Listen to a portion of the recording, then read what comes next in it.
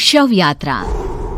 अमरपुर नाम के एक गांव में विमल हलवाई अपने 2 छोटे बच्चों और बीवी के साथ रहता है। विमल की पत्नी ज्योति भूत प्रेत जादू टोने में बहुत माना करती थी। इसका बिल्कुल विपरीत विमल इन चीजों को दकियानुसी माना करता था। रोज की तरह विमल अपने मिठाई की दुकान जाने के लिए निकलने की हड़बड़ी में होता है। मैं निकलता हूँ ज्योति, देरी हो जाएगी, दुकान भी खोलनी है मुझे। अजी ध्यान से, आज अमावस्या है। रास्ते में कोई कपड़ा या कुछ भी गिरा हो तो उसे लांग मत दीजिएगा, बगल से चले जाइएगा।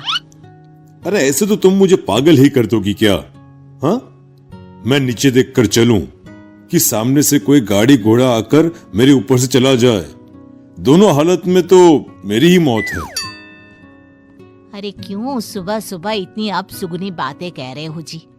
मेरे गांव में तो ऐसा आंखों के सामने होता हुआ देखा है मैंने, इसीलिए कहती हूँ। वरना मुझे क्या, पड़ोसी को तो नहीं कहना चाहती मैं, पति हैं आप मेरे, इसलिए बोल रही हूँ। विमल अपनी मिठाई की दुकान चला जाता है। दुकान पर पहले से ही ग्राहकों की लंबी लाइन लगी हुई थी। ये लो, वहाँ ज्योति अमावस्या को लेकर परेशान है और आज तो हमेशा से ज्यादा ही लंबी लाइन लगी पड़ी है। अच्छी खासी बिक्री होगी आज। विमल दुकान खोलता है। एक के बाद एक ग्राहक उसकी दुकान पर मिठाई ले रहे होते हैं।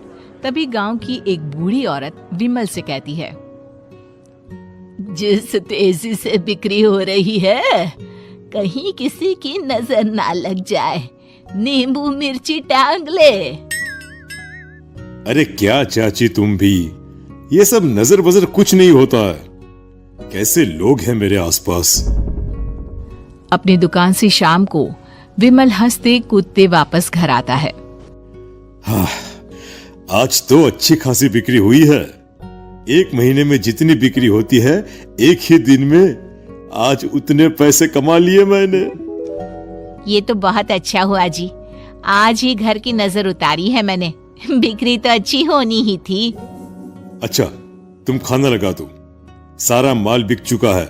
मुझे शहर जाना होगा, कुछ चीजों की जरूरत पड़ेगी। रात भर मिठाई बनाऊंगा, तब जाकर कल सुबह दुकान खोल पाऊंगा। खाना खाकर विमल शहर जाने के लिए निकल पड़ता है। सुनिए जी, ध्यान से जाइएगा। चौरस्ते पर किसी जादू टोने की चीज पर पैर मत रख दीजिएगा। हे भगवान, हद हो गई ज्योति, ये तो मैं जा रहा हूं। विमल गुस्से से शहर जाने निकल पड़ता है। रात का काला घना अंधेरा, चांद की एक भी किरण ना होने के कारण अंधेरे में कुछ भी देख पाना मुश्किल था। जंगल के बीच के एक अधकच्चे रास्ते से विमल जा रहा होता है। चारों तरफ गुफ अंधेरा और सन्नाटा सुनाई दे रहा था, और सुनाई दे रही थी विमल के पैर के नीचे आ रहे सूखे पत्तों की आवाजें। तभी अचानक दूर से उसे कुछ आवाजें सुनाई देती है। चैनल को लाइक, कमेंट, शेयर और सब्सक्राइब करना ना भूले। अरे, ये इतनी रात को जंगल के रास्ते कौन जा रहा है? शायद कोई टोली होगी। राम नाम सत्य है, राम नाम सत्य है, राम नाम सत्य है, राम नाम सत्य है। धीरे धीरे आवाज कुछ कुछ सुनाई पड़ती है। आवाज धीरे धीरे और नजदीक आती सी लगती है। विमल देखता है कि उसके सामने से सजी धजी सफेद कपड़े में लिपटी एक अर्थी निकल रही है, जिसके साथ 5 लोग ही थे।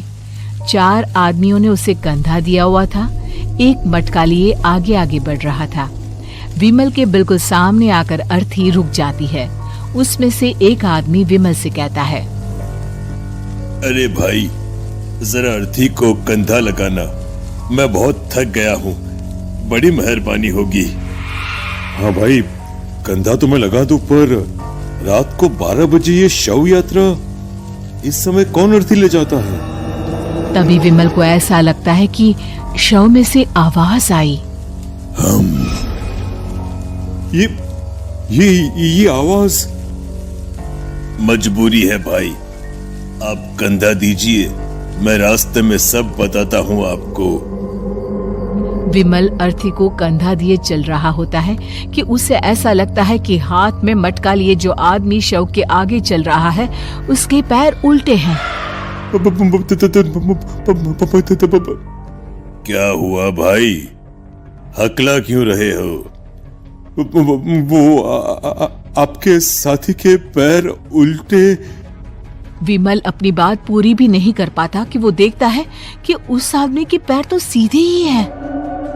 अरे नहीं, कुछ नहीं, मुझे शायद वहम हुआ होगा। धीरे धीरे सब आगे बढ़ रहे होते हैं। तब विमल को अचानक लगता है मटके में से एक हाथ बाहर आ रहा है। विमल घबरा जाता है। इसके पहले वो कुछ बोल पाता, कल्लू कहता है, मेरा नाम कल्लू है।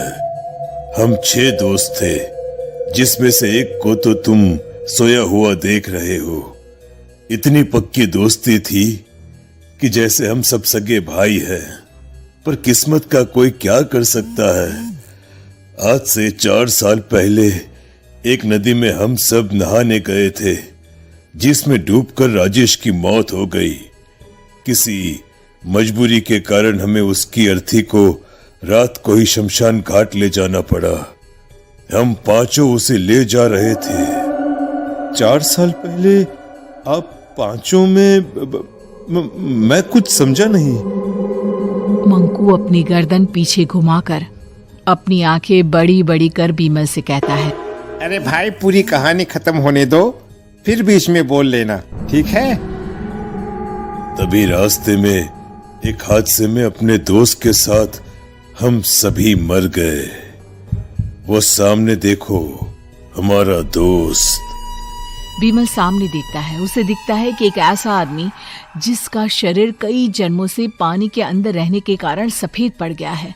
उसकी आंखें बाहर की ओर निकली हुई थी। फिर ये अर्थी किसकी है? अर्थी के साथ के लोग अर्थी को नीचे रखते हुए एक साथ विमल की ओर देखते हुए कहते हैं, तुम खुद ही देख लो। विमल शव पर से सफेद कपड़ा हटाता है। शव की जगह खुद को ही देखकर विमल के होश उड़ जाते हैं। वो शव विमल की ही थी। पलक झपकते ही विमल उस अर्थी की जगह पर होता है।